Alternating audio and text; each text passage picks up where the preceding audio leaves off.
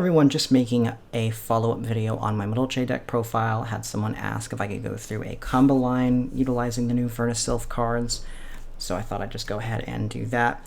Now obviously the point of this is if you're going second. If you go first, you don't have to worry about this so much because you're not going to have any monsters in graveyard, and you're just going to be able to go through your combos from there. With the Flourishing Hills, it just kind of extends your plays. So, if you're going second and you're able to have hand traps in the deck now, you don't have to just worry about not playing any hand traps.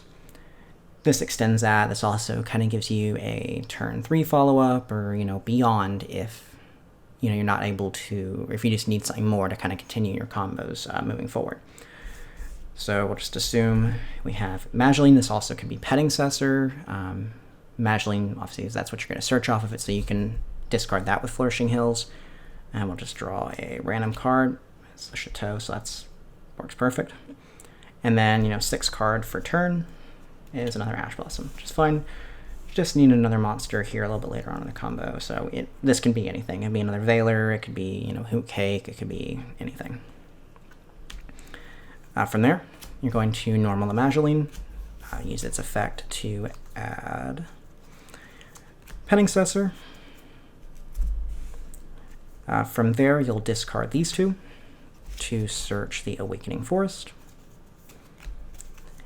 And then with Flourishing Hills, you'll just be able to summon back that same petings.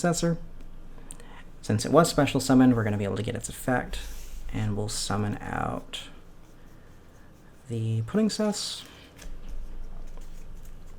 Now this is where it becomes a little bit similar to as if you're going first. We do have to do a few things before you can kind of start going for any amount of damage.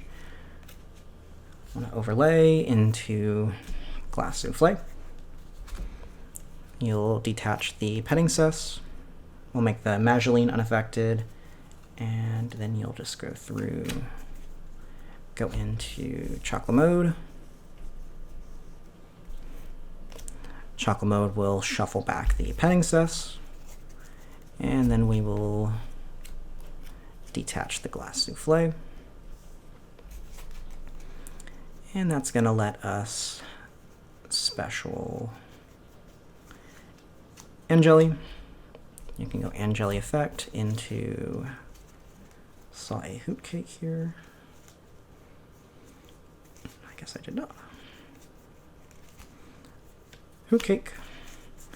Hoot Cake, we will banish the Glass Souffle. Obviously you want to go this just so you can keep your main deck monsters for YuGiOh and Chocolate Mode. And with Hoot Cake, we will get our first Messengelado. Since we did happen to draw YuGiOh, Messengelado is just going to grab us at this point Salon. Now, if you obviously happen to have another Madolche monster, Salon's you can just additional normal that, but we don't right now, so we need to get a little bit more damage on board. So we can overlay these two into Queen Tiramisu. Now, depending on how many cards they have on field after they went first, kind of dictates what you can do here. So we'll assume, obviously you're going to still detach one for its effect. Doesn't target, so if they have any response, you go from there. On resolution, we'll assume they had, a set card in what they normaled. You're able to shuffle these two back. And that will, again, trigger Chocolate Mode, detach the pudding sets, and then right now we can actually just get back out that Messengelado. We can activate that. At this point, you're just thinning your deck for traps. We'll grab the Promenade. From there, we just have the pudding sus engrave as far as Madolches go.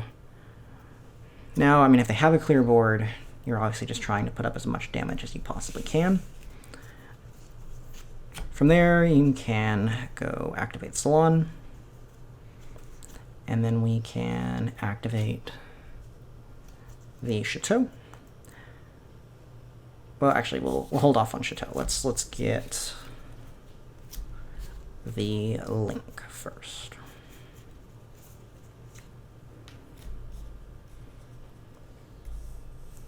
Just gonna put that down there. So go into the link. Now we can activate YuGiOh, and that will shuffle these 3 back. Can't trigger Chocolate Moon anymore, but you still have your Salon trigger, and at that point you can just, I guess, set your other Promenade. So, in another world, you can, if you have Salon, you know, you can set the YuGiOh, but we drew it, so that's really all you're going to be able to do with that. Yeah, so if they have an open board, since there's not really a way for us to do 8,000, you can really just go to battle, put in, it's 77,000 after YuGiOh, go main phase 2. I do play the Gaia Dragon, but no reason to go into that since we'd only have 1 Zeus anyway. So go into Zeus, and then, you know, you end on a pretty good board. Obviously, it depends on what they had, exactly how much you're able to do, but yeah, get a Zeus, you have a set Promenade for anything, and then you even have an Ash Blossom. But yeah, so, I mean, that's just I mean, it is a 2-card combo, but I mean, there are multiple ways to get to that point. So, you know, as long as, you know, you have Flourishing Hills plus either Madolche or petings, you're able to go from there. Obviously, if you draw Angel, you don't have to worry about what you have in the grave. You can just summon petings or off there. So there are multiple ways to go turn 2, but with the additional Flourishing Hills, it just gives you more ways to do that. So I'm really enjoying the deck. It's been a lot of fun. Consistency has been okay. Not really had any issues. And yeah, thanks for watching.